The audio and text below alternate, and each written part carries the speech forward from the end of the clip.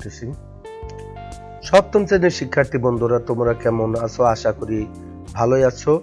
তো যে যেখান থেকে আমাদের এই এডুসাস মিডিয়ার ভিডিওটি দেখছো তাদেরকে জানাই আমাদের আন্তরিক অভিনন্দন ও ভালোবাসা। শুরু করছি আজকের অনলাইন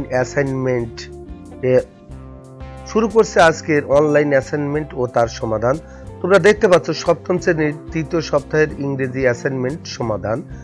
তোমাদের প্রথম প্রশ্ন হিসেবে আছে read the lesson 1 on a day in Jesus life, page number 54। তোমাদের টেক্সট বইয়ের 54 পেজে এটা রয়েছে। And make a daily routine accordingly for your own, এবং তোমার দৈনন্দিন একটি রুটিন তৈরি করো। Now try to follow your routine completely. এবার তোমার সেই রুটিনটি কমপ্লিট করার জন্য প্রচেষ্টা চালাও। For the next 3 days without any gap, অর্থাৎ কোনো গ্যাপ ছাড়াই এইভাবে পরপর 3 দিন এই কাজ চালিয়ে যাও।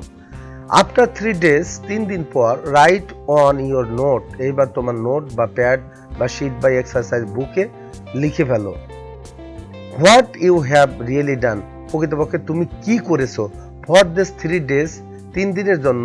অ্যান্ড মেনশন হুইচ পারসন, এবং উল্লেখ করো কোন বিষয়টা অফ দ্য রুটিনের কোন বিষয়টা you could not complete fully, তুমি সম্পূর্ণভাবে কমপ্লিট করতে পারো না, উইথ প্র্যাকটিক্যাল রিজনস, মানে তোমার ব্যবহারিক প্রয়োজনেই। তো বন্ধুরা, এখন আমরা দেখাচ্ছি যে 1 নম্বরের অ্যান্সার কি হবে। নাম্বার 1 অ্যান্সার ইনকমপ্লিট ওয়ার্ক, এইভাবে আমরা দিয়ে তারপরে এই বাক্যগুলো লিখে দেব। I made a 3 days routine. I completed all according my routine for 2 days easily. I could not complete my work for 1 day because I was very ill for my bad headache. So I go to a school. I could not complete my study. Besides, I completed all other work. 4 Bangla অর্থ হচ্ছে আমি 3 দিনের routine তৈরি করেছিলাম। আমি routine follow করে বা routine অনুযায়ী আমার 2 দিনের কাজ খুব সহজেই সমাপ্ত করেছিলাম। I could not complete my work for 1 day, কিন্তু আমি একদিনের কাজ সমাপ্ত করতে পারিনি। কারণটা ছিল আমি সেদিন মাথা ব্যথায় খুবই অসুস্থ ছিলাম। সো কাজেই আই গো টু স্কুল, তথাপিও আমি স্কুলে গেছি। I could not complete my study, আমি আমার পাঠ সমাপ্ত করতে পারিনি। Beside I completed all other work, এছাড়া আমি আমার অন্যান্য কাজ সমাপ্ত করেছি। তো বন্ধুরা, এবার দেখো দ্বিতীয় প্রশ্ন হোমওয়ার্ক হিসেবে তোমাদের আছে। Number 1, did you have any experience on a journey by train, তোমার কি ট্রেন ভ্রমণের অভিজ্ঞতা রয়েছে? ইপিএস যদি থেকে থাকে, হাউ ওয়াজ ইট, এটা কেমন ছিল? Right 5 or 6 sentences on it, এই বিষয়ের উপর তোমার 5-6টি বাক্য লিখতে হবে। তাহলে আমরা অ্যান্সারে চলে আসি। তোমরা দেখতে পাচ্ছ a journey by train.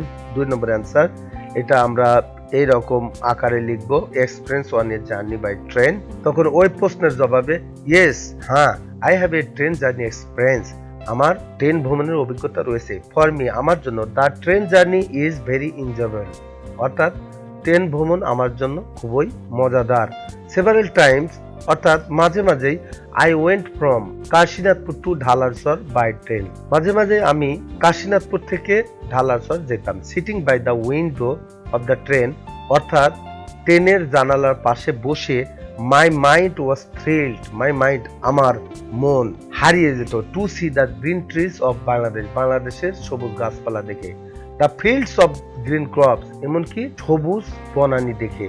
Singh such a beauty of Bangladesh, অর্থাৎ বাংলাদেশের সৌন্দর্য দেখে আই ফেল, আমি অনুভব করি, in deep love with the country, আমি আমার দেশের প্রতি গভীর প্রেমে পড়ে যাই।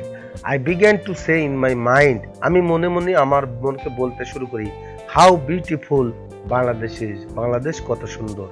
তো বন্ধুরা, আমাদের এই ভিডিওটি তোমাদের যদি ভালো লেগে থাকে অবশ্যই লাইক, শেয়ার, কমেন্টের পাশাপাশি সাবস্ক্রাইব করতে ভুলো না। আর সেই সাথে বেল বাটনে ক্লিক করে রাখো যেন পরবর্তী ভিডিওটি আপলোড করা মাত্রই তোমাদের হাতে নাগালে পৌঁছায়। সে পর্যন্ত ভালো থেকো, স্টে বেস্ট, আল্লাহ হাফেজ।